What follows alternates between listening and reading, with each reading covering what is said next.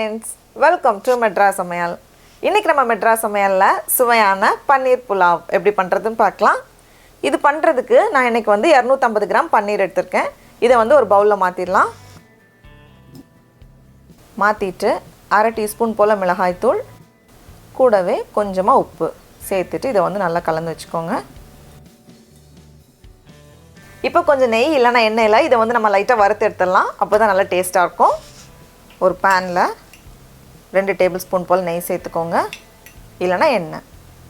நெய் சூடானதும் இதை ஒண்ணொண்ணா வச்சிட்டு ஒரு 2 நிமிஷம் போல எல்லா பக்கத்துலயும் பொன்னிற ஆகுற வரைக்கும் இது வந்து இருக்கட்டும்.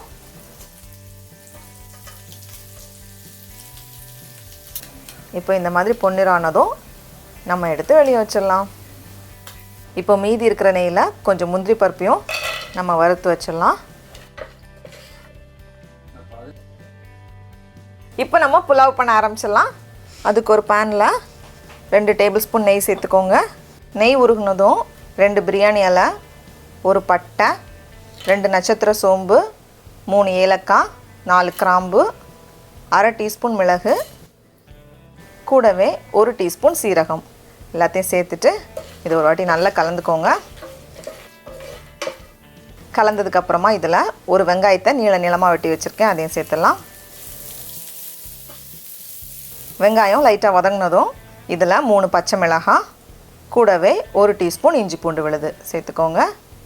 அப்படி இல்லைனா இஞ்சியும் பூண்டையும் சின்ன சின்னதாக வெட்டி கூட நம்ம சேர்த்துக்கலாம். இப்போ இஞ்சி பூண்டோட பச்சை வாசனை போனதும் இதில் வந்து நம்ம காய் சேர்க்கலாம்.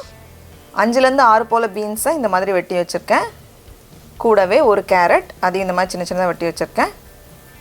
கடைசியாக 1/4 கப் போல் ஃப்ரெஷ் பச்சை பட்டாணி எல்லாத்தையும் சேர்த்துட்டு இது வந்து ஒரு 2 நிமிஷம் வேகட்டும்.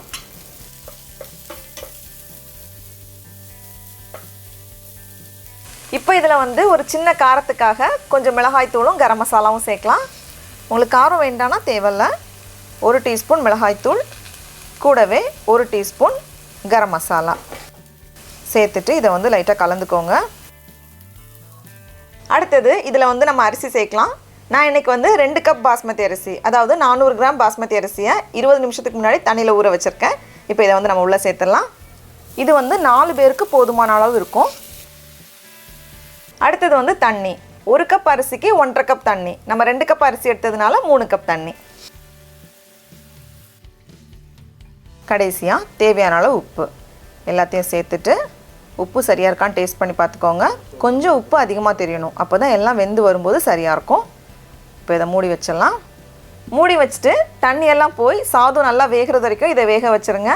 குக்கரில் வைக்கிறதா இருந்தால் 1 விசில் மிதமான சூடில் இருக்கட்டும். இப்போ சாதம் ஓரளவுக்கு ரெடியானதும் நம்ம ரெடி பண்ணி வச்சுருக்கோம்ல பன்னீர், அதை வந்து உள்ளே சேர்த்துடலாம். எல்லாத்தையும் உள்ளே சேர்த்துக்கோங்க. கூடவே நம்ம வறுத்து வச்சுருக்க முந்திரி பருப்பு, அப்புறமா கொஞ்சம் புதினா இலை, கடைசியாக கொஞ்சம் மல்லி இலை எல்லாத்தையும் சேர்த்துட்டு இன்னொரு 5 நிமிஷம் இதை மூடி வச்சுக்கோங்க. இப்போ சூப்பராக ரெடியாகிடுச்சு. கடைசியாக கொஞ்சமாக நெய் சேர்த்துட்டு நல்லா கலந்துட்டோன்னா அதோட வாசனை 10 மடங்கு அதிகமாக இருக்கும். இப்போ இதை ஓப்பன் பண்ணி பார்த்தலாம். 1 டீஸ்பூன் போல் நெய் சேர்த்துட்டு எல்லாத்தையும் நம்ம பொறுமையாக கலந்துட வேண்டியது தான். அவ்வளோதான்.